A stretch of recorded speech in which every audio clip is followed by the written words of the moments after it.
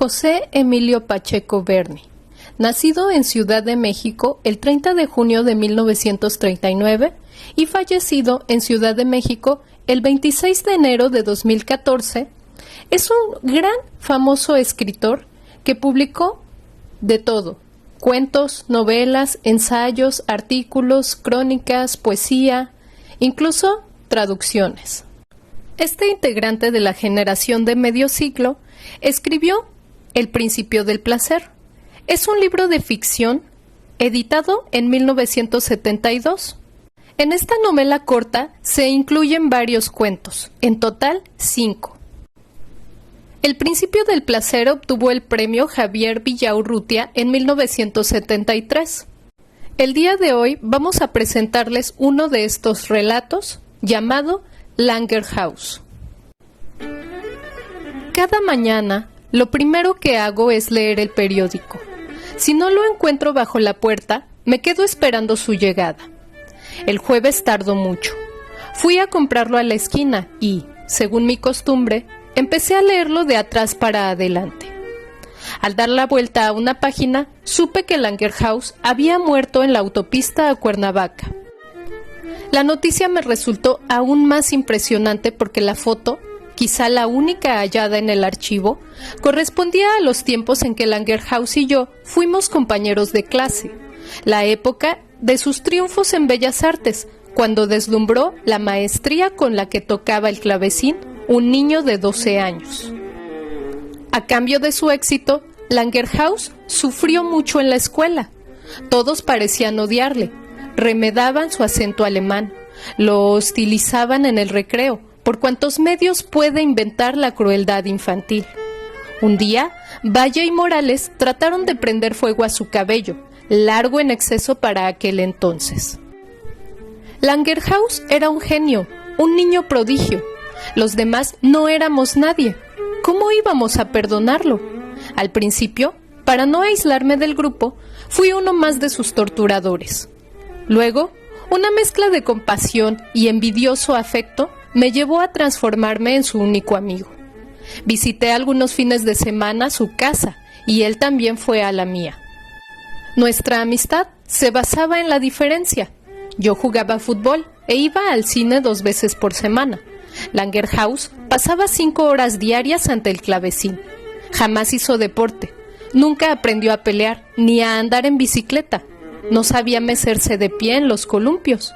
Sus padres le prohibieron toda actividad capaz de lastimarle los dedos. Era hijo de un compositor alemán y una pianista suiza, llegados a México durante la Segunda Guerra Mundial. Aunque fracasaron en sus grandes aspiraciones artísticas, ganaban bien haciendo música para el cine y las agencias de publicidad. Ser su amigo me atrajo la hostilidad burlona de nuestros compañeros. En la ceremonia de fin de cursos, Langerhaus interpretó una sonata de Bach. Fue aclamado de pie por toda la escuela. Agradeció el aplauso con una reverencia y cruzó el salón de actos para ir a sentarse junto a mí en una banca del fondo. Me he vengado, le escuché decir entre dientes. Morales, Valle y sus demás perseguidores se acercaron a felicitarlo. En el único acto de valentía que le conocí, Langerhaus los dejó con la mano tendida. Me dispuse a pelear en su defensa. Ellos se retiraron cabizbajos. Langerhaus, en efecto, había cobrado venganza. Poco después, fue a perfeccionarse en un conservatorio europeo. No me escribió ni volví a verlo hasta julio de 1968, cuando los de esa generación escolar ya estábamos cerca de los 30 años. Langerhaus regresó a México durante la Olimpiada Cultural y dio un nuevo concierto en Bellas Artes. Decepción para todos. El niño prodigio se había convertido en un intérprete mediocre, lleno de tics y poses de prima donna. En vez de servir a la música, transformaba su presentación en un show de centro nocturno. Fue silbado por un público que casi nunca se atreve a hacerlo, y él se soltó a llorar en el escenario. Para no incurrir en la hipocresía de felicitarlo o en la vileza de secundar la condena, al terminar la función huí de Bellas Artes. Además, quería alejarme del centro. Estaba lleno de granaderos y Morales me dijo en el intermedio que la situación empeoraba. De continuar las manifestaciones, tanques y paracaidistas saldrían a reprimir a los estudiantes. Díaz Ordaz, añadió Morales, está dispuesto a todo con tal de que no le echen a perder sus Olimpiadas. En aquella atmósfera violenta, los críticos, que a veces son brutales y hablan sin el menor respeto humano, se burlaron de Langerhaus y lo consideraron liquidado. Herido por el rechazo del país en que fue niño y empezó su carrera, Langerhaus abandonó la música para dedicarse, vi los anuncios, a la compraventa de terrenos en Cuernavaca, a donde se refugiaban los que presentían el desastre ya en marcha de la capital. Durante uno de nuestros cada vez más aislados desayunos en el Continental Hilton, lamenté con Valle y Morales lo sucedido. Valle sentenció que la renuncia no le parecía una debilidad más de Langerhaus, sino una muestra de que la carrera musical había sido una imposición de sus padres. Como tantos otros, ellos intentaron reparar su fracaso mediante el triunfo de su hijo. La tragedia grotesca de Bellas Artes fue un acto de rebeldía, un modo brutal de liberarse de su padre y su madre y ridiculizarlos, inmolándose a los ojos de todo el mundo como el artista que en el fondo nunca quiso ser Langerhaus. Más tarde, en otro desayuno, Cisneros afirmó que, a cambio de la catástrofe en Bellas Artes, a nuestro amigo le iba muy bien como fraccionador en Cuernavaca. Para su negocio, tenía el apoyo de las inversiones y ahorros de la familia. Una tarde, en 1970, Langerhaus me llamó a la oficina para ofrecerme un lote en una nueva urbanización. Me sorprendió que hablara como si no hubieran pasado tantos años y tantas cosas. No evocamos nuestra amistad infantil, ni aludimos al último concierto. Me ofendió que Langerhaus hubiera pensado en su único amigo solo como en un posible cliente. Las palabras finales que escuché de su boca fueron las que en México disimulan la eterna despedida. A ver cuándo nos vemos. Los dos sabíamos muy bien que no íbamos a reunirnos jamás. No quería ir al velorio, sin embargo, me remordió la conciencia y me presenté en Galloso, minutos antes de que partiera el cortejo. Di el pésame a los padres. No me identificaron, ni en esas circunstancias. Me pareció prudente decirles que yo había sido aquel niño que iba a su casa con Langerhaus. Me extrañó no hallar a nadie de la escuela y me sentí inhibido por no conocer a ninguno de los 12 o 15 asistentes al entierro. Todos eran alemanes, suizos o austríacos y solo hablaban en alemán. Desde el Panteón Jardín se advierte el cerco de montañas que vuelve tan opresiva a esta ciudad. El Ajusco se ve muy próximo y sombrío. Una tormenta se gestaba en la cima. Mientras bajaban a la tierra el ataúd de metal, el viento trajo las primeras gotas de lluvia.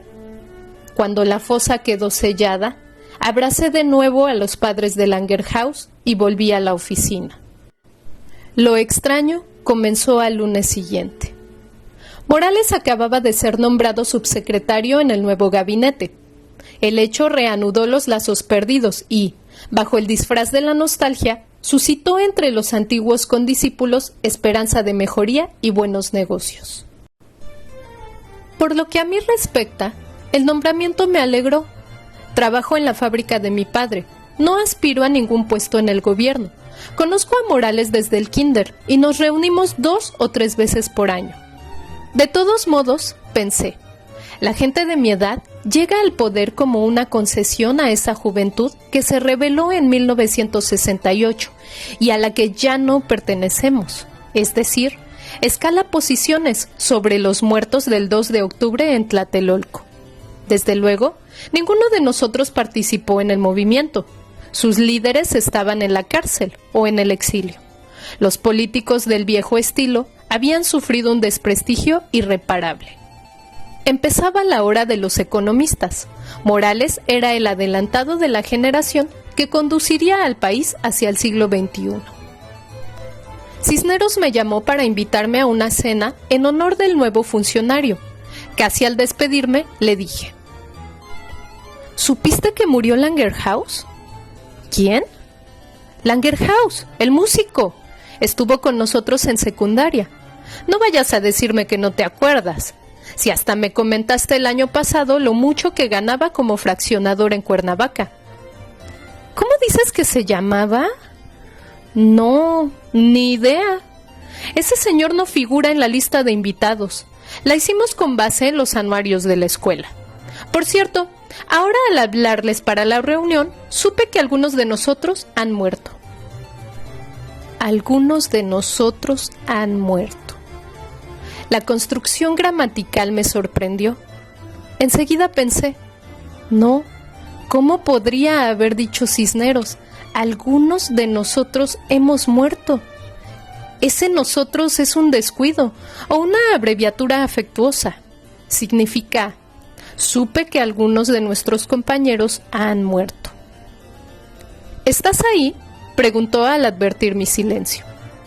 En vez de hablarle de mi desconcierto, le dije: Cisneros, ¿cómo no te vas a acordar? Langerhaus era el más notable de todos, un clavecinista, un niño prodigio. ¿Un clavecinista? En nuestro grupo lo único parecido a un músico eras tú, porque medio tocabas la guitarra, ¿no es cierto? Bueno, haz memoria, ya recordarás. Gracias por invitarme, nos vemos. Te esperamos el viernes. Te esperamos. ¿Quiénes?, me pregunté. ¿El nosotros me excluye ahora? ¡Qué estupidez! ¿Desde cuándo me he vuelto gramático y vigilo cómo hablan los demás? Por supuesto, nosotros quiere decir tú eres de los nuestros. Los demás compañeros de Morales y yo te esperamos el viernes. La cena fue deprimente. Morales ya era distinto al amigo con quien desayuné por tantos años en el Continental Hilton o en el Hotel del Prado. Ahora representaba el papel del señor subsecretario, que se muestra sencillo y cordial, con un grupo útil para sus ambiciones. Lo elogiamos sin recato, como si nos hubiéramos puesto de acuerdo. Él nos observaba, con sus ojillos irónicos de siempre. ¿Acaso trataba de ajustar nuestra declinante imagen al rostro que tuvimos de niños? Estaba a punto de concluir la reunión cuando Valle fue a hablar por teléfono y me atreví a sentarme en su sitio junto a Morales. ¿Qué te pareció lo de Langerhaus? Terrible, ¿no? ¿Langer qué? ¿De quién me estás hablando, Gerardo? De Langerhaus, un compañero nuestro. ¿Cómo es posible que no te acuerdes? Si hasta lo agarraste de puerquito. Tú y el miserable de Valle lo traían asoleado. Una vez trataron de incendiarle el pelo. Lo llevaba muy largo. Era como un antecesor de los hippies. Oye, siempre he tenido buena memoria, pero esta vez, sí te juro. No te hagas. Estuviste en su concierto del 68 y entonces te acordabas muy bien. Después, comentamos en un desayuno la catástrofe de Bellas Artes. Valle sugirió una teoría que nos pareció muy acertada. ¿En el 68? ¿Cuál concierto? Gerardo, por favor. En esas condiciones y con el puesto que ocupaba en el PRI, ¿crees que tenía ganas de ir a conciertos? Regresó Valle. Al encontrarme en su lugar, se quedó de pie junto a Morales. ¿Ya te está pidiendo chamba, Gerardo? No, me pregunta por un muerto. Dice que en la secundaria tú y yo no dejábamos en paz a... ¿Cómo dices que se llamaba? Langerhaus. No lo conozco, no sé quién es. Repetí la historia. Valle y Morales cruzaron miradas. Insistieron en que no recordaban a nadie de ese nombre y con esas características. Llamé a Cisneros. Se intrigó, pidió silencio e hizo un resumen del caso. Todos negaron que hubiera habido entre nosotros alguien llamado Langerhaus. Valle trató de lucir su falsa erudición, como siempre. Además, ese apellido no existe en alemán. No cambias, me dijo condescendiente el subsecretario. Sigues inventándote cosas. ¿Cuándo tomarás algo en serio? De verdad, es en serio. Leí la noticia en el Excelsior, vi la foto, la esquela. Estuve en el entierro. Eso no tiene nada que ver, comentó Cisneros. El tipo jamás formó parte de nuestro grupo. Lo conociste en algún otro lado. ¿Cómo íbamos a olvidarnos de alguien así? A fuerza, alguien más tendría que acordarse de él, añadió Valle. ¿Para qué inventas, Gerardo? No le veo el objeto a esta broma, y menos ahora, cuando estamos celebrando la llegada de nuestra generación al poder. Si te impresionó tanto la muerte de ese fulano, dijo Riquelme, bien pudiste haber traído el recorte. Pensé que todos lo habían visto. Además, no guardo periódicos. No quiero llenarme de papeles. Bueno, muchas gracias por la cena y por la reunión. Estuvo muy agradable. ¿Y ahora? ¿Me perdonan? Tengo que irme. Mañana muy temprano salgo de gira con el señor presidente. Morales se despidió de cada uno con un abrazo y una palmadita en el hombro. Seguimos bebiendo. Hablamos de otros temas. ¿Y Tere?, me preguntó Arredondo en una parte de la conversación general. No sé, no he vuelto a verla. ¿A poco no supiste que se casó? ¿Sí? ¿Y con quién? Con un judío millonario. Vive en el Pedregal. Ah, no sabía. ¿Qué importa? Bien que te duele, bien que te duele. No, hombre, eso ya pasó. Me levanté. Con la seguridad que me daban el vino y el coñac, volví al lado de Cisneros. No van a hacerme creer que estoy loco. Apostamos lo que quieras. ¿Ya que insistes? De acuerdo, respondió. Aunque me parece un robo en despoblado. Ese señor no existe. No estuvo nunca entre nosotros. Mira, podemos comprobarlo en los anuarios de la escuela. No los tengo, se me perdieron en una mudanza. Deja a ese loquito y vámonos por ahí a ver a dónde. Valle estaba ebrio. Arredondo tuvo que ayudarlo a incorporarse. No, ya me intrigó, dijo Cisneros. Bueno, pues quédense. Nosotros seguimos la juerga. Cisneros y yo pagamos lo que nos correspondía y en su automóvil fuimos a su casa. En el trayecto de la zona rosa a la colonia Roma, hablamos mal de nuestros amigos. Resulta muy triste ver de nuevo a las personas de otras épocas. Nadie vuelve a ser el mismo jamás. En cambio, la casa me pareció igual a la que recordaba entre brumas. Sobrevivía entre nuevos edificios, horrendos y lotes de estacionamiento. Encontré sin cambios el interior. Cisneros aún dormía en la buhardilla como cuando éramos niños. ¿Y tu esposa? Se fue de compras a San Antonio con las 3 hijas. Menos mal. Me hubiera dado pena molestarlas. Es muy tarde. No hay nadie, no te preocupes. Abrió un estante. Todo en orden, igual que cuando estudiábamos juntos para los exámenes finales. En segundos encontró los anuarios. Eligió el de 1952. Lo abrió y me señaló la página correspondiente a primero B. Lista de alumnos, foto del grupo, cuadro de honor para los alumnos distinguidos. Ya puedes firmarme el cheque, Gerardo. Mira, aquí está la L.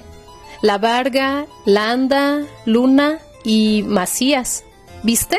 Como te advertí, no hay ningún Languernada. Lo que es más, en primero B no figura nadie de apellido extranjero. ¡Imposible! Me acuerdo perfectamente de este anuario. Fíjate en el retrato del grupo. Te lo digo sin necesidad de volver a mirarlo. Langerhaus está en segunda fila entre Aranda y Ortega.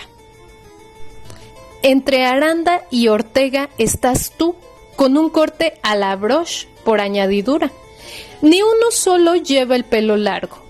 En esa época nadie se imaginaba que volvería a usarse. Tienes razón, no es él, no está. No entiendo. Me parece imposible haber inventado todo esto. Es una broma, ¿verdad? Un jueguito cruel de los que siempre se te ocurrían. Tú, Morales y Valle quieren seguirse divirtiendo a mi costa. Este anuario es una falsificación. Lo hiciste en tu imprenta. Gerardo, ¿cómo crees? Aparte de que el chiste saldría carísimo, ¿de dónde hubiéramos sacado las fotos? ¿La tinta sepia, que ya no se produce? ¿El papel que hace años dejó de usarse? Después de todo, tú comenzaste, ¿no es así? Dame otra oportunidad. El dinero no importa, pago la apuesta, pero dame otra oportunidad. ¿Cuál? El periódico. No prueba nada. Cuando menos demuestra que no estoy loco, y en efecto murió alguien llamado Langerhaus. Por desgracia, cada fin de semana me deshago del papel viejo. No soporto la acumulación. Siento que me asfixia. No te preocupes, tengo los periódicos. A mi señora le da por la moda ecológica y los junta para reciclarlos a fin de mes. ¿Recuerdas la fecha? ¿Cómo no me voy a acordar? Jueves de la semana pasada. Bajamos. Cisneros halló en el garage el ejemplar de Excelsior que buscábamos. Dio con la página y leímos los encabezados. El atraco a una mujer frente a un banco movilizó a la policía. Capturaron a un ladrón y un homicida prófugo. En presencia de sus invitados se hizo el harakiri. Comandante del servicio secreto acusado de abuso de autoridad, amenazas y extorsión. No había ningún retrato de Langerhaus, ninguna noticia de un accidente en la autopista a Cuernavaca. Las únicas fotos eran de un autobús de la línea México-Xochimilco, que estuvo a punto de precipitarse en el viaducto del Río de la Piedad, y de la señora Felicitas Valles González, extraviada al salir de su casa rumbo a la estación Buenavista. Ojeé de atrás para adelante, todos los diarios de la semana, revisamos las esquelas fúnebres. «Vamos a la agencia Galloso», apremié a Cisneros. «Langerhaus tiene que estar en el registro. Yo asistí al velorio y abracé a los padres en la capilla ardiente». «Bueno, mañana debo presentarme a las 7 en la imprenta, pero ya me intrigaste y apostamos». «No me explico, de verdad no me explico». En la funeraria, unos cuantos billetes doblegaron la osquedad del encargado. Nos mostró los archivos y no encontramos a nadie que se llamara Langerhaus. A pesar de la hora, sugerí hablarles por teléfono a los padres.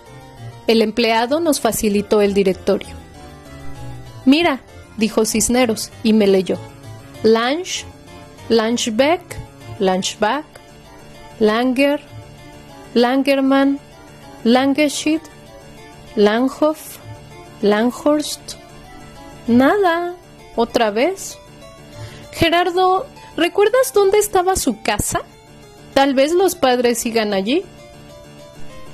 Vivía en Durango y Frontera, en un edificio demolido hace muchos años. No queda más remedio que emprender el viaje al Panteón Jardín. Cisneros estaba lívido. «Mejor hasta aquí llegamos. No me está gustando nada todo este asunto. Imagínate lo que me gustará a mí, pero apostamos. Yo cumplo mis compromisos, voy a firmarte el cheque». «Déjalo, por favor. Otro día. La próxima vez que nos reunamos». Sin hablar una palabra, Cisneros me llevará hasta el estacionamiento en que guardé mi coche. Nos despediremos. Manejaré hasta la casa en donde vivo solo. Subiré a mi cuarto. Antes de acostarme tomaré un somnífero. Dormiré 1 hora o 2. La música me despertará. Pensaré, he dejado encendida la radio en alguna parte. Sin embargo, la música llegará desde la sala en tinieblas. La inconfundible música de clavecín de mi infancia. La sonata de Bach, cada vez más próxima. ahora que bajo las escaleras temblando. Fin.